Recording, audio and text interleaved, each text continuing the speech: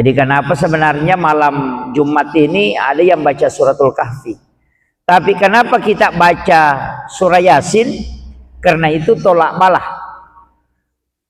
Bahkan ada hadis dari Aisyah mengatakan siapa yang membaca Yasin pada malam Jumat itu sama dengan menghatamkan Al-Quran 10 kali.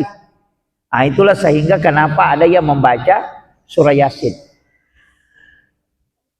Alasan yang kedua, kalau membaca suratul Kahfi itu agak berat karena lebih 100 ayat. Kan gitu. Ya, agak panjang. Kalau baca Yasin, insya Allah selesai sebelum masuk waktu Isya. Nah, itu. Jadi mungkin makanya ada kemudahan, makanya baca Yasin. Dan Yasin itu luar biasa, Pak. Karena dia Rasulullah menyebut adalah qulubul Quran. Jadi surah Yasin itu disebutkan Rasulullah sebagai jantungnya Al-Quran. Tahu itu. Makanya istilahnya guru tatu mega tuh tahu mapala ina tapi dia ini sangi hakikinnya. Nah, itu. Jadi Rabbana atina fid dunya hasanah, sehingga isi di situ. Kebaikan apanya dunia kita minta makin. Wa fil akhirati hasanah, yang kau minta tadi di dunia ini minta supaya menjadi kebaikan di akhirat. Jangan sampai kau disiksa gara-gara itu. Wa qina azabannar. Minta kepada Allah apa yang kau minta supaya kau tidak disentuh api neraka. Kan gitu.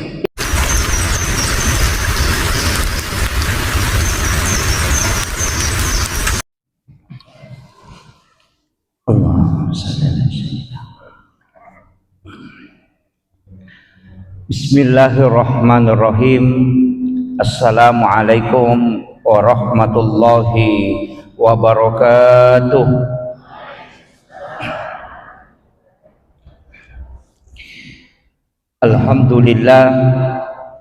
Alhamdulillahi rabbil alamin.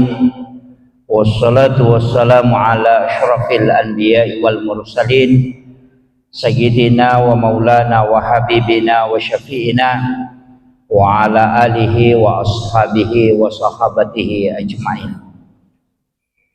Allahumma salli ala sayyidina Muhammadin salatan tuballighuna biha kullal maqsud.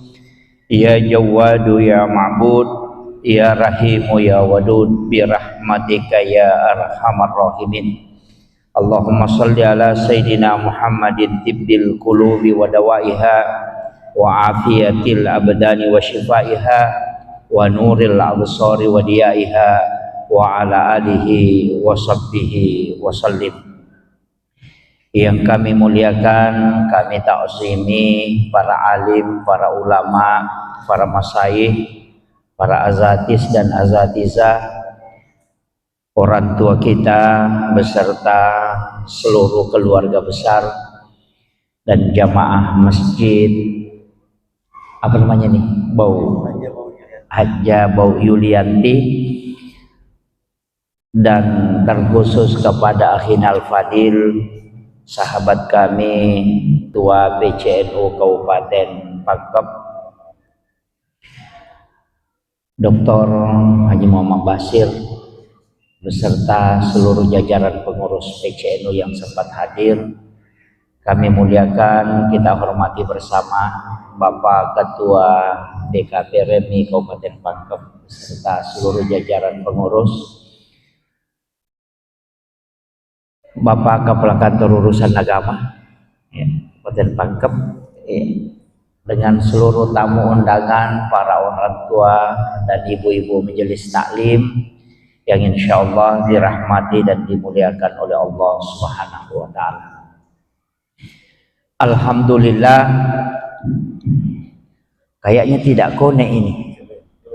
Iya. Menggema sekali. Tapi itu aja, ya. Satu, ya. Alhamdulillah, malam ini sebenarnya kalau peringatan Tahun Baru Islam terlambat. Ini tapi peringatan bukan perayaannya. Jadi bulan ini adalah bulan Muharram,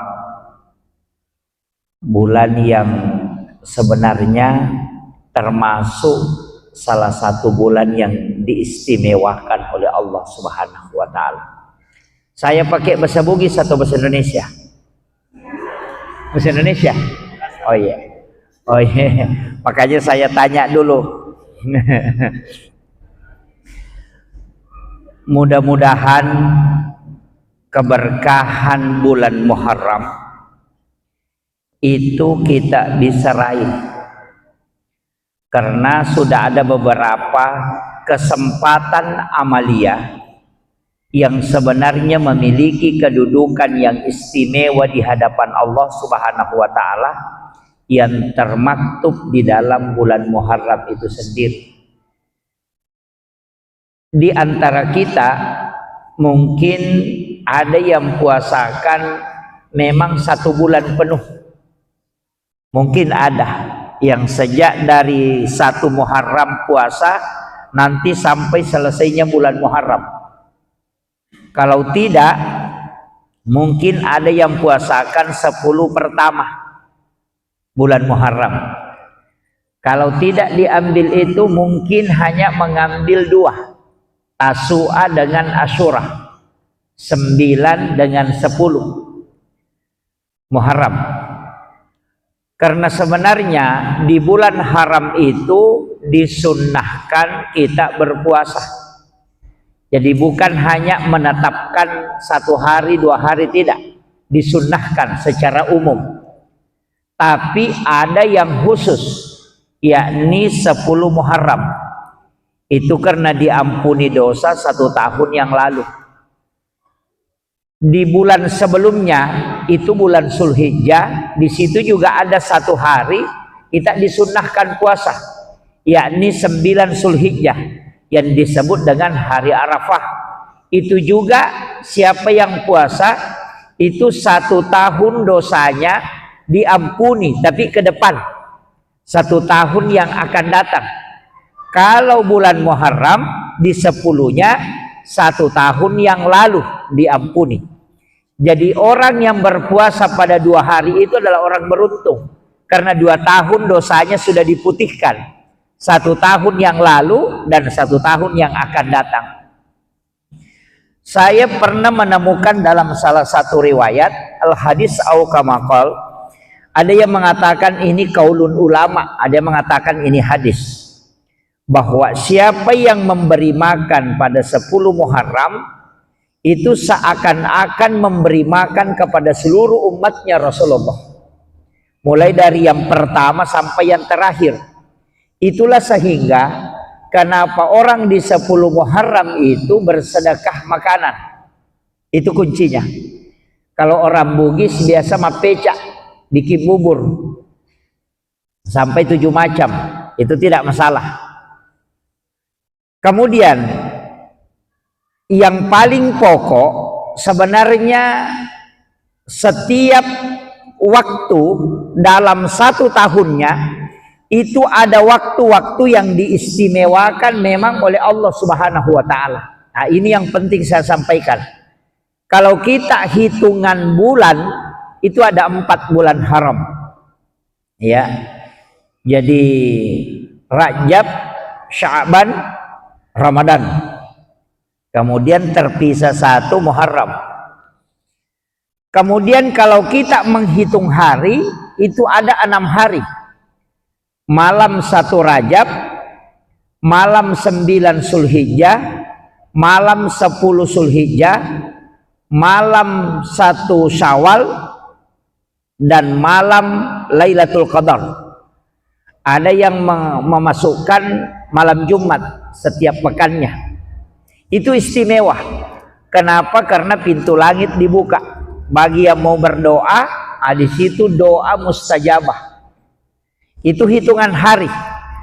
Jadi saya ulang, malam 1 Rajab, malam 9 Zulhijjah, malam 10 Zulhijjah. Itu kan hari lebaran Idul Adha. Kemudian malam 1 Syawal. Kemudian malam Lailatul Qadar. Ada yang memasukkan malam Jumat. Ini malam istimewanya karena Allah membuka pintu langit. Tapi kalau kita tidak bisa meraih 5 malam ini, ambil satu setiap pekan. Itu malam Jumat.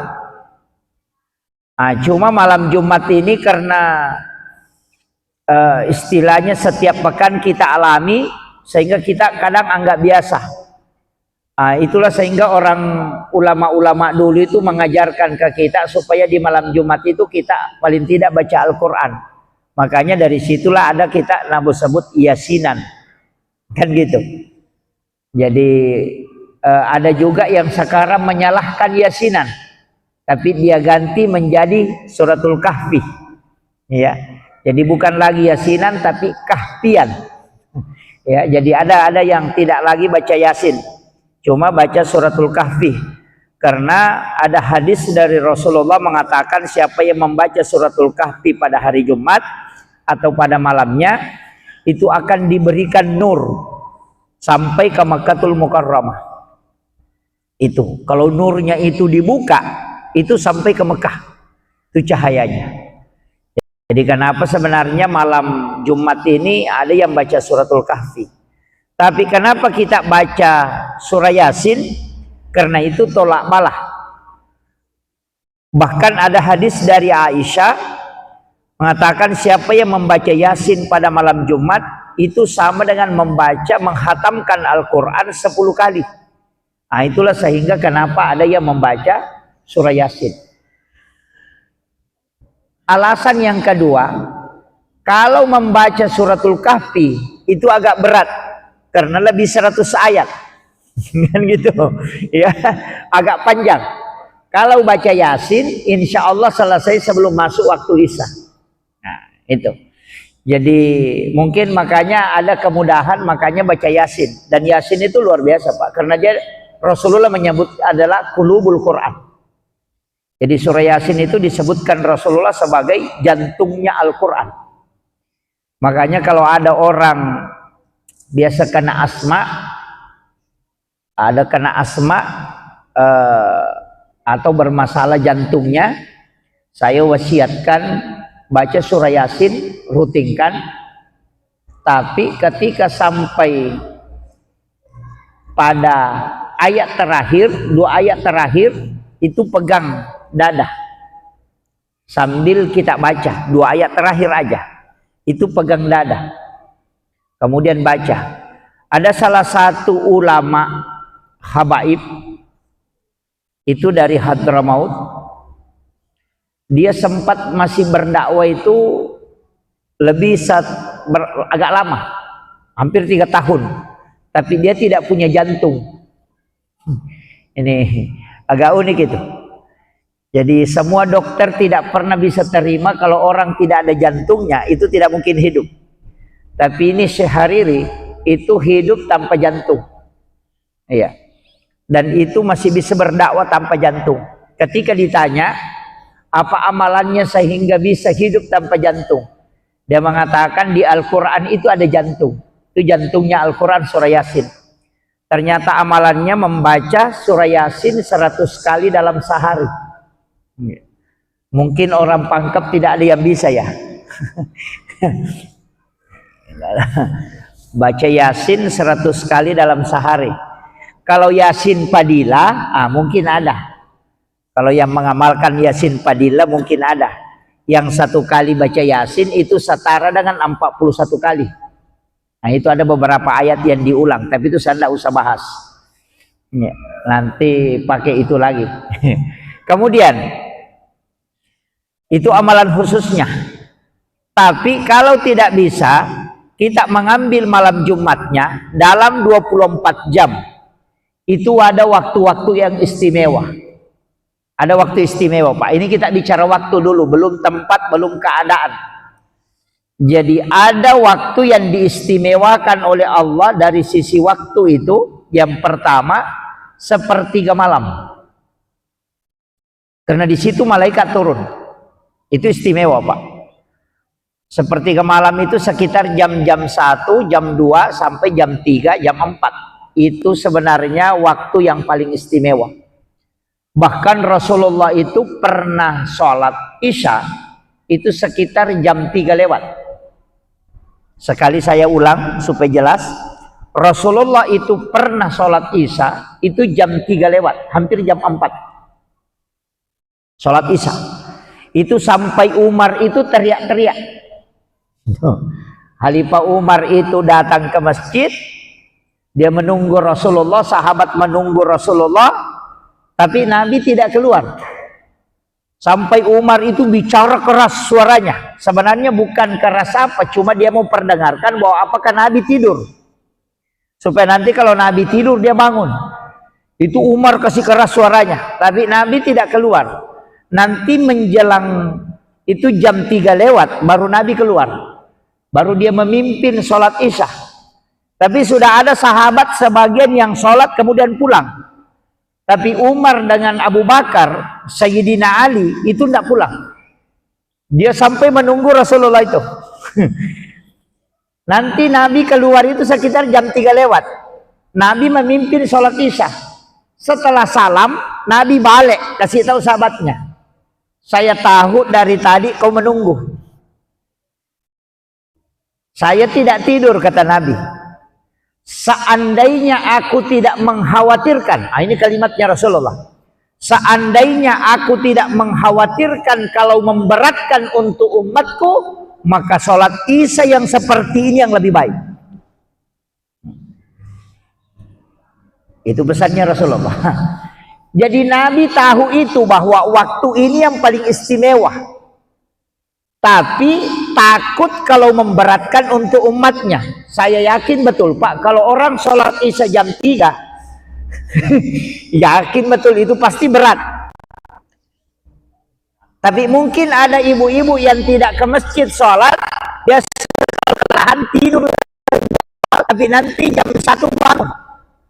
Itu kadang bangun baru sholat Isya. Sebenarnya tidak masalah. Yang masalah itu karena kalau kita yang mau datang ke masjid sholat, nah itu yang masalah. Makanya Rasulullah mengatakan seandainya tidak memberatkan, sama dengan sholat tarawih, Nabi melakukan 3 malam berturut-turut baru dia stop. Kenapa? Nabi takut kalau itu memberatkan, karena tarawihnya Rasulullah itu sampai sekitar jam 2 lewat baru selesai. Karena bacaannya itu bengkak kakinya, kadang berdiri baru rukuk. Nah, itu yang agak berat. Makanya Nabi tidak mau kalau memberatkan. Jadi Nabi begitu Pak. Sebenarnya pemimpin itu harus seperti Rasulullah. Imam itu harus seperti Rasulullah. Berpikir tidak memberatkan. Jangan bikin aturan yang memberatkan orang. Jadi kadang Nabi Rasulullah itu mau melakukan sesuatu tapi takut kalau beratkan. Makanya Nabi tidak pernah menegur imam yang bacaannya cepat, yang sholatnya cepat, tidak pernah ditegur. Yang ditegur itu yang sholatnya lambat, yang sholatnya lama. Itu makanya kalau ada imam tidak terlalu istilahnya sholatnya agak cepat, tidak usah ditegur. Yang ditegur itu kalau lama. Pernah ada di masa sahabat itu, di masa Umar. Itu kan Umar begitu, tegas. Sampai waktunya meninggal Umar itu, Sayyidina Ali kan minta kepada Allah, ya Allah, bukakan pandanganku, kasih tembus saya supaya saya bisa melihat Umar. Itu Sayyidina Ali berdoa. Jadi dia waktunya meninggal Sayyidina Umar, Sayyidina Ali itu tidak tinggalkan kuburan. Dia duduk di situ. Dia tidak pulang. Semua orang sudah pulang, Sayyidina Ali tinggal. Dia bilang, "Ya Rob, aku mohon kepadamu bukakan pandanganku sehingga saya bisa tembus melihat Umar." Kenapa dia mau lihat? Dia mau lihat kalau datang malaikat apakah dia bentak atau tidak. Itu yang ingin ditahu Sayyidina Ali. Dan ternyata betul. Ketika malaikat itu datang mau bertanya ke Umar, itu Umar sampai bentak. Itu sampai Sayyidina Ali itu tersenyum. Dia mengatakan memang Umar ini betul-betul. Dia marahi malaikat itu ketika ditanya. Apa kata Umar? Tidakkah kau tahu yang kau tanya ini adalah kekasihnya Muhammad? Itu jawabannya. Jadi makanya Umar itu tidak ditanya malaikat itu. Sampai malaikat itu diam. Baru pulang. Disitulah Sayyidina Ali tersenyum. Oh ternyata Umar ini memanfaatkan namanya Rasulullah. Itu kan gitu. Jadi dan Nabi ketika hidup itu pernah mengatakan, siapa yang cinta kepadaku pasti dia bersamaku kelak. Nah, ini makanya juga modal untuk kita, Pak. Saya kasih tahu. Saya itu sebenarnya begini, salah satu penceramah dari sekian banyak yang jarang sekali menyebut neraka. Terus terang, saya jarang sekali mengeluarkan pendapat ini masuk neraka, dimasuk neraka, enggak. Saya buka beberapa hadis Nabi di beberapa kitab, sampai saya kumpul di kitab-kitab hadis itu, dan saya punya satu kitab hadis itu, kitab ensiklopedia hadis Nabi. Itu kurang lebih 600.000 hadis Nabi di dalamnya. Saya kumpul semua hadis-hadis yang berkaitan tentang bagaimana Rasulullah berusaha supaya kita tidak masuk neraka, dan itu saya temukan semua hadisnya. Makanya sampai hari ini saya mengatakan, kalau kita yang hadir di sini masuk neraka, itu fatal betul itu. Ya. Kenapa? Karena kita ini sudah diberikan jaminan, bukan hanya Rasulullah, Allah juga jamin kita. Cuma jaminan itu berkaitan dengan amaliyah. Jadi Allah itu tidak menjamin mutlak, tidak.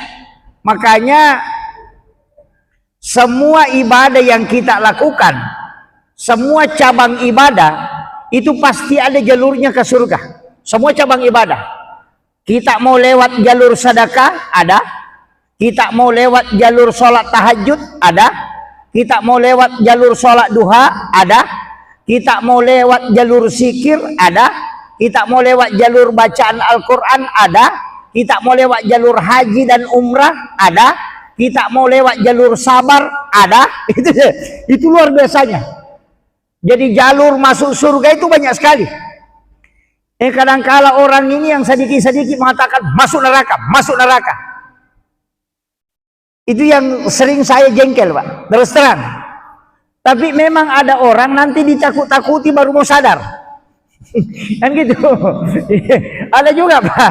Memang agak aneh juga ini. Kalau tidak ditakut-takuti tambah jadi. Tapi kalau ditakuti baru mau sholat. Tapi kan memang juga ada doanya Rasulullah. Panggil umatku dalam keadaan senang. Undang ya Rob dalam keadaan senang. Makanya kita itu diberi kesehatan, diberi rezeki, keluarga adem, anak-anak kita baik, istri sabar, kan gitu. Tapi ada kalimatnya Rasulullah sambungannya. Kalau dia tidak datang kepadamu dalam keadaan senang, maka saya minta kepadamu panggil dia dalam keadaan susah. Wah, ini yang bahaya. Ini yang harus kita pegang betul ini. Jadi kalau Allah panggil kita dalam keadaan senang, nah kita tidak datang. Nabi minta kita dipanggil dalam keadaan susah. Artinya apa? Kalau Allah kasih kesehatan, kita harus sholat. Karena kapan tidak sholat, akan datang penyakit itu. Karena nanti mau sholat, kalau sakit. Nanti mau berdoa, kalau sakit. Tapi waktunya sehat, pokoknya bekerja terus. Sekalinya sakit, baru sholat. Ibu-ibu juga kalian begitu. Ketika suaminya cinta, pokoknya pergi saja rekreasi. Semua sinetron dilihat. Sekalinya suaminya selingkuh, baru bangun tahajud. Kan begitu. Ya. Tapi orang Pangkep kayaknya tidak begitu ya. Nanti mau zikir, nanti mau sholat duha, kalau suaminya selingkuh, kalau anak-anaknya bermasalah, bangun baru mau tahajud. Sebenarnya itu bukan siksaan, Bu, tapi itu cara Allah memanggil kita, karena kita tidak datang ketika diberikan kesenangan. Itulah makna dalam tasawuf, la in syakartum la azidannakum. Jika engkau bersyukur maka ku tambahkan. Wala in kafartum inna azabi lasyadid. Tapi jika engkau tidak bersyukur, ketahui. Nah, itu Allah bilang, ketahui. Kalau kau tidak bersyukur, artinya ketika diberikan fasilitas ini tapi kau tidak beribadah, maka saya akan cabut itu supaya kau bisa datang, karena nabimu yang minta, Rasulullah yang minta. Panggil dia dalam keadaan senang, kalau tidak datang panggil dalam keadaan susah.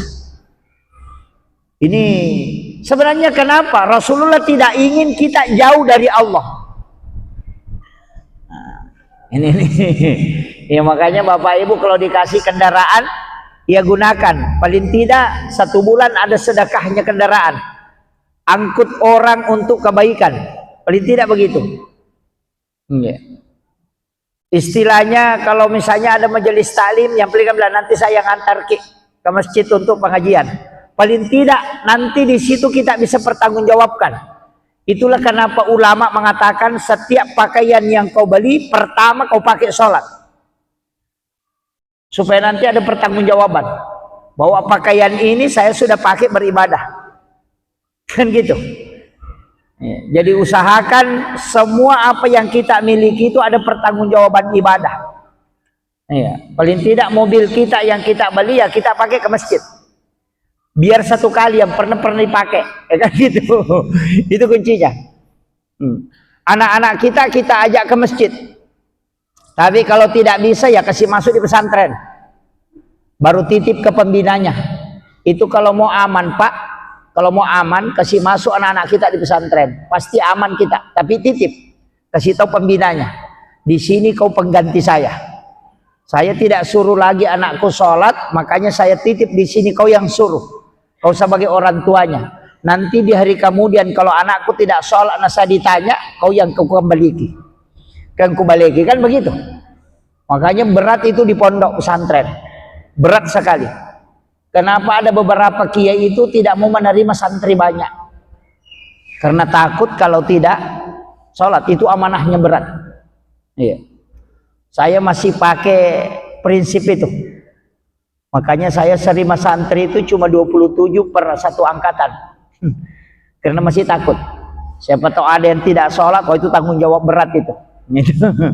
Itu jadi ulama kita itu dari dulu pakai itu. Tapi saya katakan begini, ini pegangan Pak Bu, ini pegangan yang harus kita istilahnya pegang betul dalam hidup.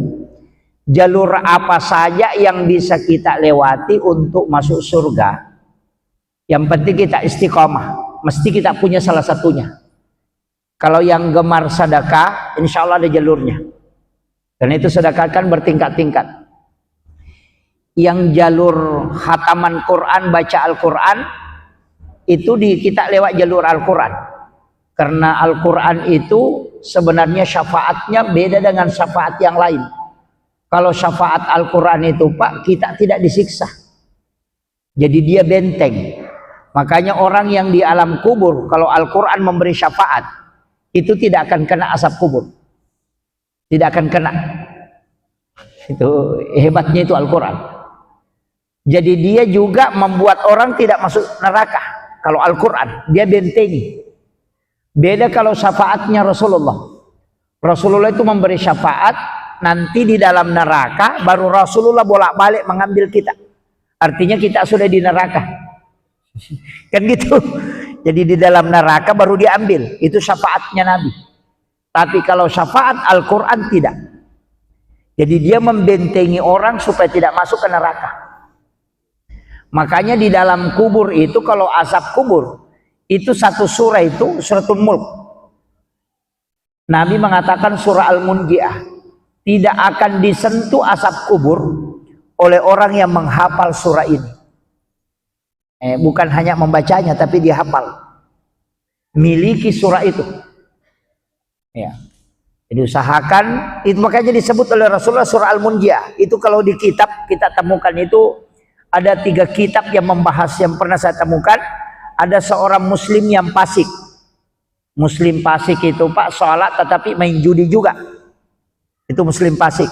Muslim tapi berdosa besar. Jadi masam pajak tapi botol matoi. Ya kan? Sholat tapi tetap main judi. Itu ditemukan dalam kitab, itu dijelaskan bahwa ternyata orang ini ketika meninggal pulang dari main judi, kalau setiap pulang dari main judi itu dia tidak tidur kecuali baca Waqiah. suratul Mulk, Tabarakah, sehingga dia hafal. Surah ini dia hafal betul hingga dia meninggal. Dan ketika di alam kubur mau disiksa oleh malaikat, suratul Mulk ini tampil. Dia mengatakan, jangan kau siksa karena saya ada di dalamnya.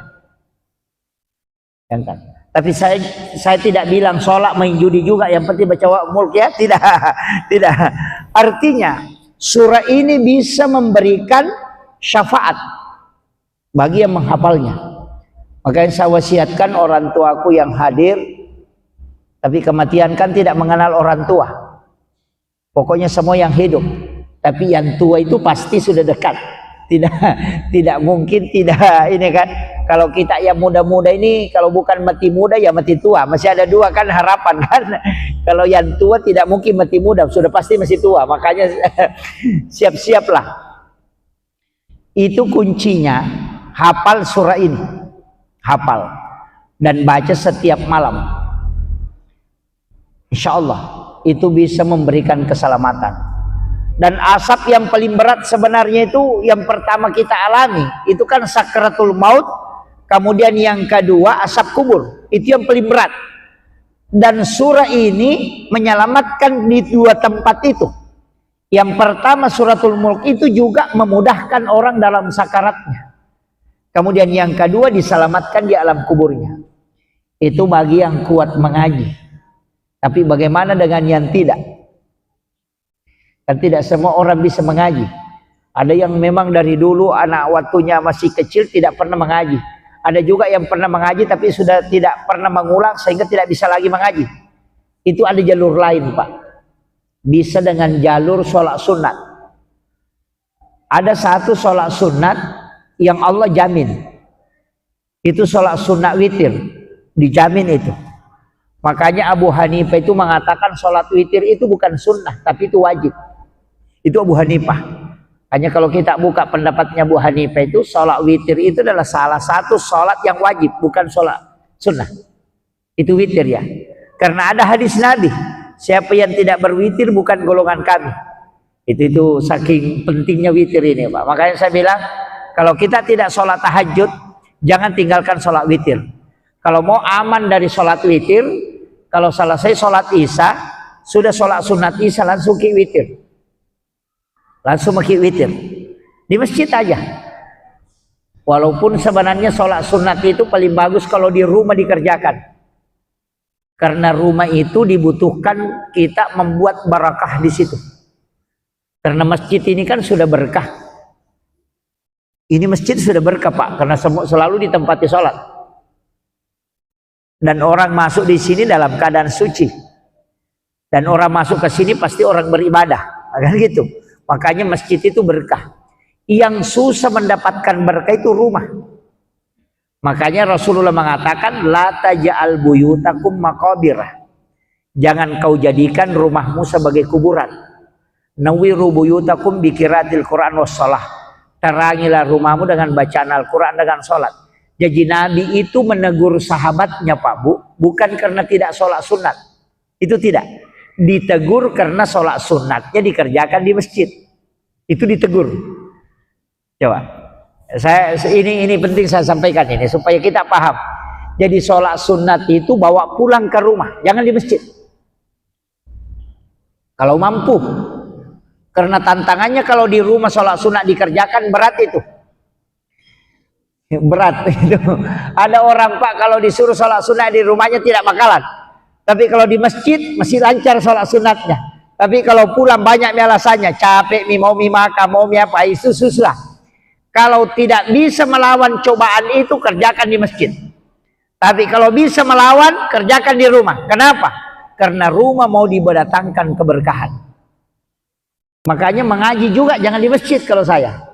Itu Nabi kan suruh. Terangi rumahmu dengan bacaan Al-Quran, dengan sholat. Itu bukan sholat fardu yang disebut, itu sholat sunnah. Makanya yang dekat rumahnya dari masjid, sebaiknya dibawa pulang itu sholat sunnah. Atau yang sebelum ke masjid, kalau azan duhur, sholat sunnah memang makin di rumah tak, baru ke masjid. Kecuali kita terlambat dapat takbir pertamanya imam, kalau kita sholat sunnah di rumah, jangan. Karena biar kita sementara sholat sunat.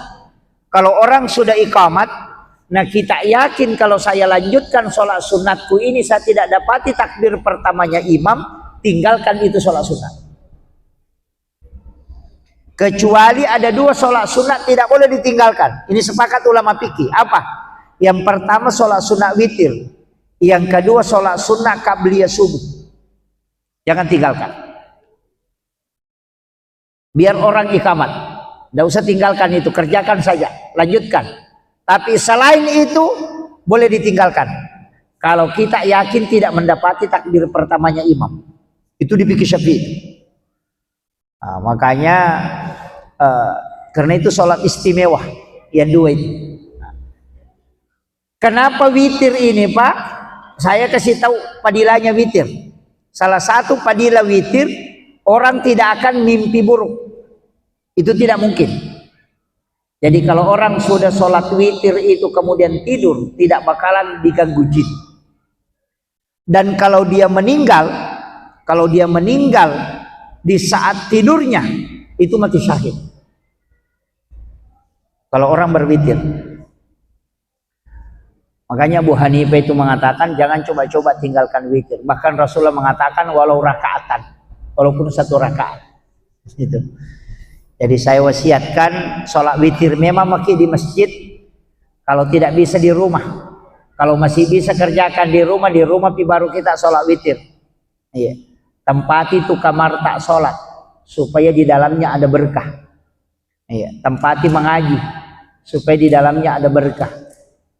Karena rumah itu jangan ditempati saja tidur dan makan. Kemudian sholat sunat yang kedua yang istimewa ini, selain sholat witir ada lagi sholat sunat yang memang diistimewakan. Jadi itu sholat sunat 2 rakaat di awal waktu duha, itu diistimewakan itu. Jadi bukan sholat duha secara keseluruhan, tidak. Tapi sholat sunnah duha di awal waktu. Jadi pas masuk. Tidak usah. Saya kalau ceramah tidak minum. Itu banyak biasa penceramah kalau ceramah minum. Itu yang membuat suara parau.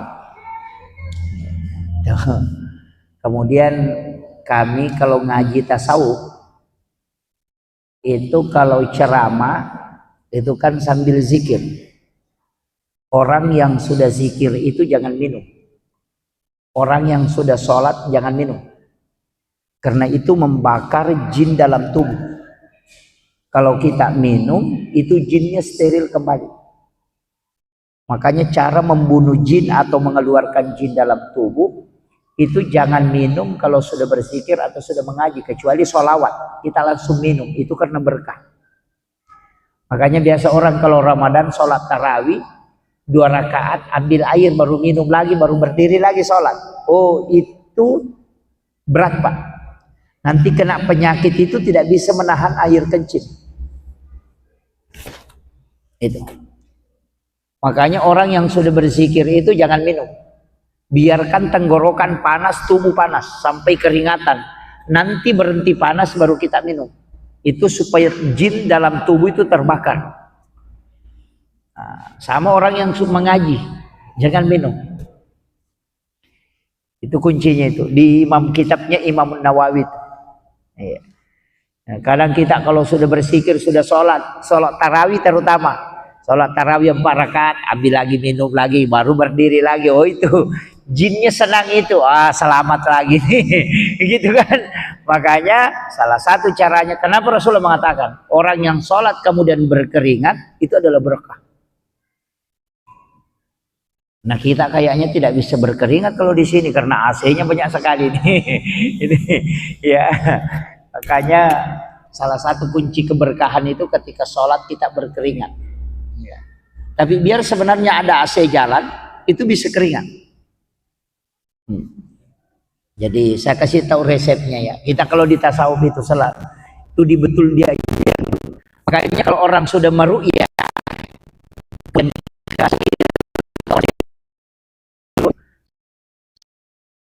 terjemahkan dengan tasawuf. Kalau orang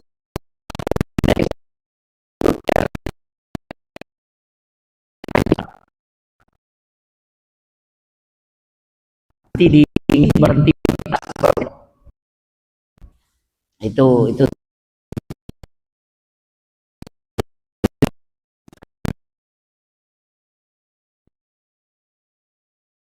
namanya hikmah, itu perlu kita tahu juga. Iya, padilanya besar, Pak. Iya. Sama dengan orang yang masuk masjid kemudian keluar, itu ada doa khusus yang jarang kita pakai, tapi itu padilanya luar biasa. Saya kaget itu ketika ketemu dengan salah satu muridnya Guru Kiai Abdul Rahman Ambodale almarhum al-Ghafurlah. Kemudian dia kasih tahu bahwa saya pernah diwasiatkan itu sampai pundaknya itu ditahan sama Guru Kiai Abdul Rahman Ambodale, kemudian dikasih tahu, jangan kau lupa baca doa ini ketika keluar masjid. Kenapa? Karena di situ hadiahnya paling besar. Jangan sampai kau tidak dapat. Padahal doa keluar masjid itu hampir semua orang hafal, tapi kadang dia tidak pakai. Disitulah sebenarnya kita meminta rezeki yang lebih.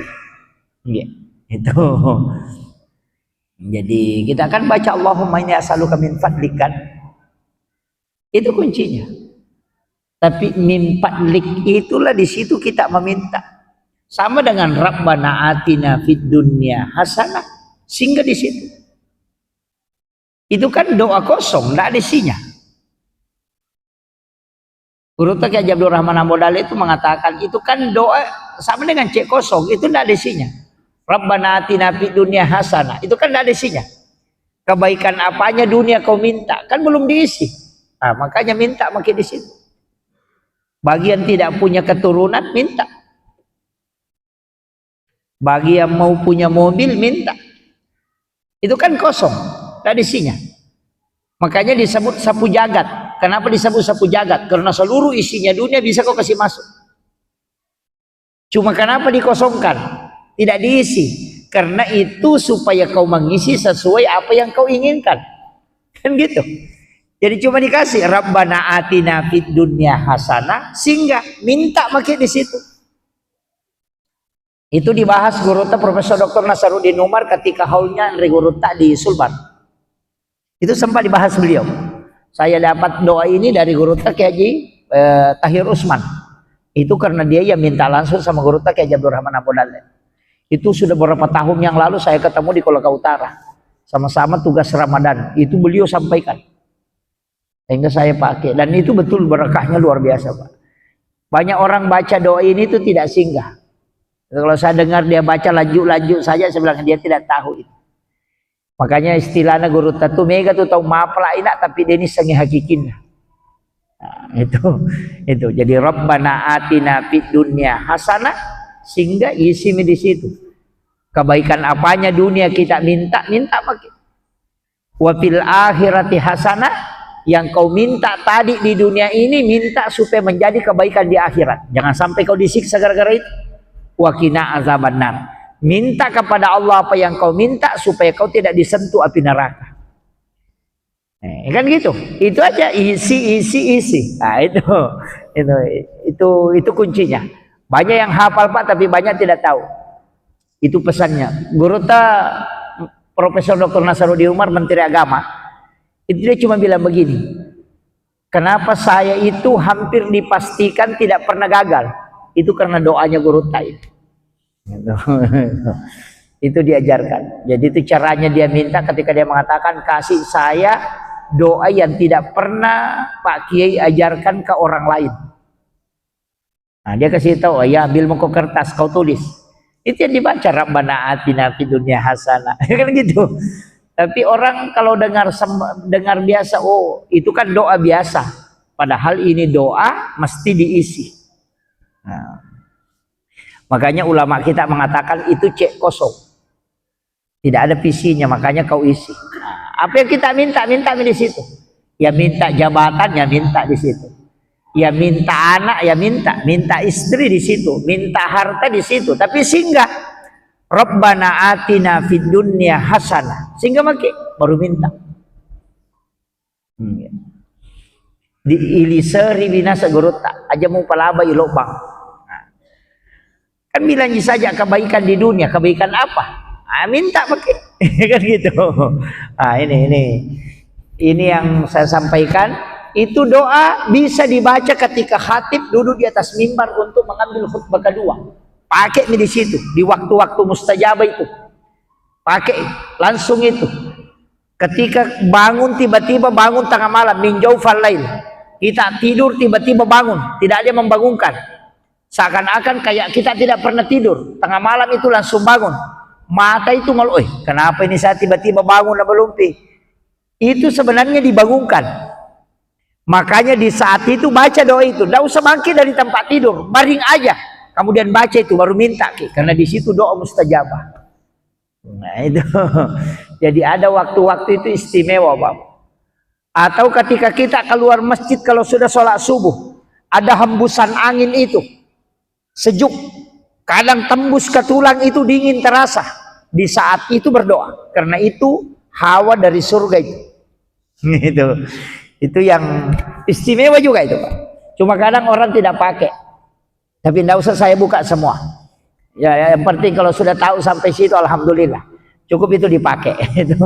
Ya, di waktu-waktu bahkan orang berhubungan suami istri ketika diberikan kenikmatan, di situ dia bisa minta. Makanya biasa dia bilang, bupati minta bupati di situ. Ya kau wija-wija pejabat milau itu milau. Ya kau tahu sogi milau kau tu milau. Di situ aja. Itu simpelnya aja di situ.